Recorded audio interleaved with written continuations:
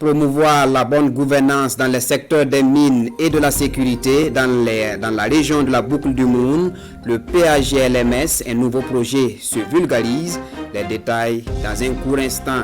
Dans ce journal de la culture, il en sera question avec la 5e édition du Festival Djoro, un festival qui fait la promotion de l'art et de la culture.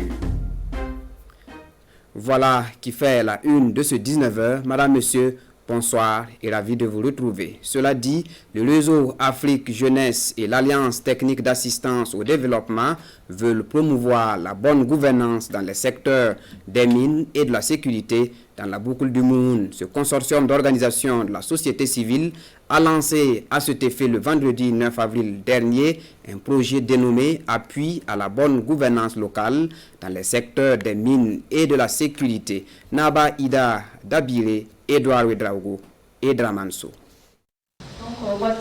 La lutte contre la petite corruption dans les secteurs des mines et de la sécurité joue négativement sur le développement à la base. Le réseau Afrique Jeunesse et ses partenaires décident d'impliquer la population dans la gestion des ressources minières pour une bonne gouvernance. Réuni ici à Dédougou, ce consortium d'organisations de la société civile présente le contenu du projet. Les citoyens ont le devoir de contribuer au développement national et également à la résolution des différentes situations difficiles vécues par un pays. Et je crois que c'est à cet exercice que nous sommes en train de nous donner. Les 3 ONG, le CRIGET, le réseau Afrique Jeunesse et ATAT, nous cherchons à ce que les citoyens participent activement à la gestion des questions minières, à la gestion des questions de sécurité. L'école sur la veille citoyenne va permettre à ses participants d'apporter leur expérience sur la bonne gouvernance une fois de retour dans leur localité. Vous rentrez dans le domaine minier, il y a les différents acteurs. Vous avez les présidents des collectivités territoriales, vous avez également des conseils municipaux et régionaux qui doivent délibérer sur les questions minières. Si vous continuez, vous allez voir aussi la participation des orpailleurs en syndicats, d'autres en corporation. Et c'est très important, quels sont les rôles de chacun, quelles sont les attentes, comment faire en sorte que cette manne financière qui sort et profite au pays. Le projet d'appui à la bonne gouvernance locale dans les secteurs des mines et de la sécurité va durer 24 mois. Financé par l'Union européenne, il concerne les régions du plateau central, du centre-nord et de la boucle du Moun. Le FAPP, le Fonds d'appui à la presse privée, veut se faire connaître et recueillir les attentes des responsables des organes de presse privée des régions du centre-est et de l'est. Pour ce faire, il a organisé une rencontre avec les acteurs le mercredi 7 avril à Tinkodgo, Hassan Gebré et Bernard Diasso pour le compte-rendu. Le directeur général du FAP, le Fonds d'appui à la presse privée, échange à Tinkodgo avec les responsables des organes de la presse privée venus de la région de l'Est et du Centre-Est. À cette rencontre, il s'agit de présenter le fonds d'appui à la presse privée à ses principaux bénéficiaires, ensuite de présenter les conditions de financement pour le crédit et la subvention, et enfin de recevoir des suggestions émanant de ces responsables d'entreprises de presse privée. Nous avons jugé nécessaire de passer les expliquer les innovations afin que les patrons de presse puissent s'approprier ce nouvel arrêté relatif à la répartition de la subvention. Nous avons un volet crédit avec notre partenaire Wenkuni Bank. On a jugé nécessaire qu'ils puissent venir au moins expliquer les tenants et les aboutissants parce qu'au niveau du crédit, les patrons n'ont pas peut-être beaucoup d'informations. Cette rencontre qui réunit une 50aine de responsables d'entreprises de presse privée des régions du centre-est et de l'est a permis de recenser des propositions pour l'opérationnalisation du fonds.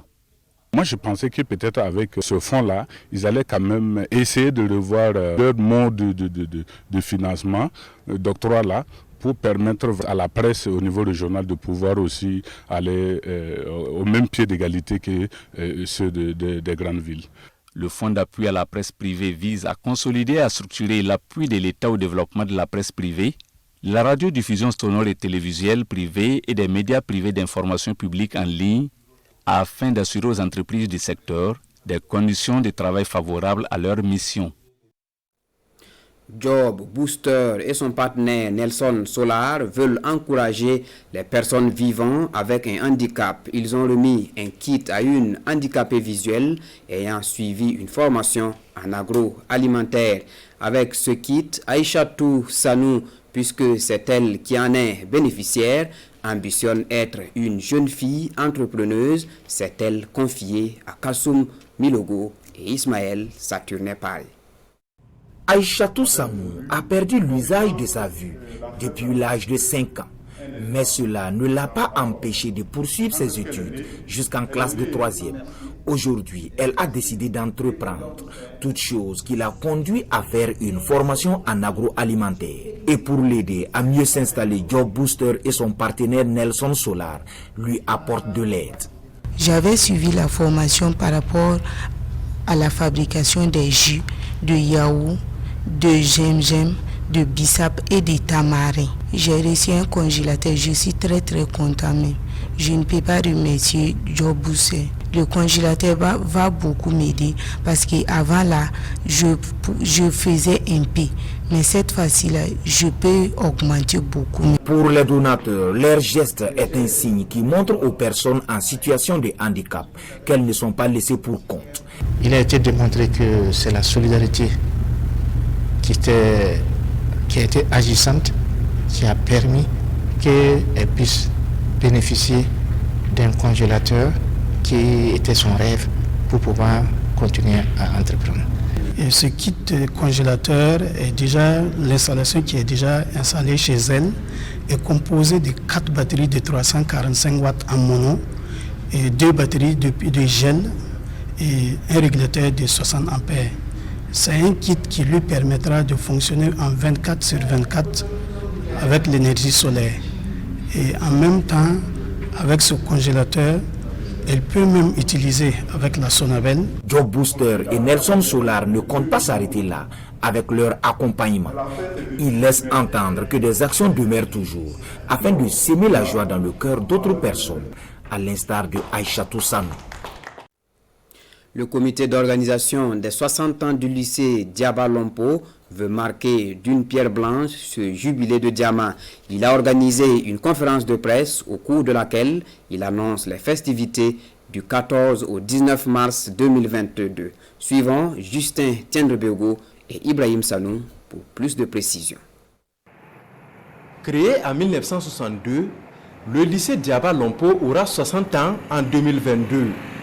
Depuis sa création, il a contribué à former près de 54 000 personnes, dont certaines ont occupé et occupent toujours de hautes fonctions dans l'administration. Pour ce soixantenaire, en plus des festivités, une réflexion sera menée sur les défis et les enjeux du système éducatif. Il s'agira de créer les cadres de retrouvailles, de réjouissance pour les anciens élèves de l'établissement à travers des activités récréatives et hautement symboliques, et d'engager une réflexion approfondie avec tous les fils et filles de la région et les acteurs de l'éducation pour proposer ensemble un plan de renforcement du système éducatif dans la région de l'Est. C'est le lieu de lancer un appel à tous les anciens du lycée, où qu'ils soient, à se joindre à l'initiative.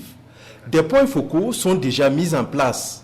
À Ouagadougou, avec le docteur Erga et son équipe, et à Bobo Dioulasso avec M. Lompo Etienne et son équipe, en Allemagne avec M. Oval Fred et son équipe, en France avec M. Johnny Moumouni et Mme Jocelyne Herbert. D'ores et déjà, nous vous invitons tous les anciens élèves à s'inscrire sur la liste. Pour ce faire, le comité d'organisation a déjà créé une page Facebook et un lien de recensement des anciens élèves du lycée Diaba Lompo. Du 7 au 10 avril dernier, l'Europénie, c'est dans le sud-ouest, a vibré au rythme du festival Djoro.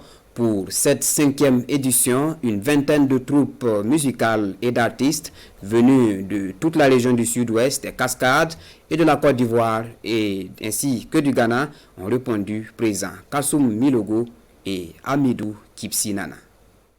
S'il vous plaît. L'Europénie Djoro Festival tient le pari de la 5e édition après celle de 2017. Cette année, une vingtaine de troupes et d'artistes du sud-ouest sont en prestation sur l'espace public au centre-ville de l'Europénie. L'initiative est de l'association Culture du Pays Lobby ACPL. Notre association travaille dans la promotion des valeurs culturelles des peuples du pays Lobby. Donc cette 5e édition en fait rentre dans cette même dynamique. Voilà, donc il s'agit de thématiques propres à cette valorisation et orientées sur le contexte que nous vivons actuellement, notamment le contexte sécuritaire difficile. Donc présenter comment est-ce que les peuples Lobby se combattaient, sécurisaient leur environnement et tout ça. Au-delà de son caractère festif, le biennale se veut un moyen de brassage des peuples du Sud-Ouest. De quoi susciter le soutien des autorités régionales. C'est la culture qui va porter maintenant tout ce que nous voudrons comme projet, tout ce que nous voulons comme réussite. Et je pense que la culture qui est ici magnifiée mérite encore une fois d'être saluée. Et parce que ça vient à un moment où on a vraiment besoin de manifester notre culture, de manifester notre cohésion sociale, de manifester le vivre ensemble. Et ça, c'est réussi, c'est un pari réussi. C'est vraiment à féliciter. Pour les prochaines éditions, les initiateurs du festival veulent se doter d'un complexe culturel et socio-éducatif composé entre autres d'une école de 6 classes, d'un centre d'hébergement et d'une salle de spectacle de 1000 places. C'est culturellement que s'achève cette édition du 19h. Le prochain rendez-vous avec l'actualité, c'est à 20h dans une co-présentation de Fousseni Kindo et de Romain Auguste Bambara, un ancien de la RTB et Télé. Moi, je vous retrouve demain à la même heure. Bonsoir.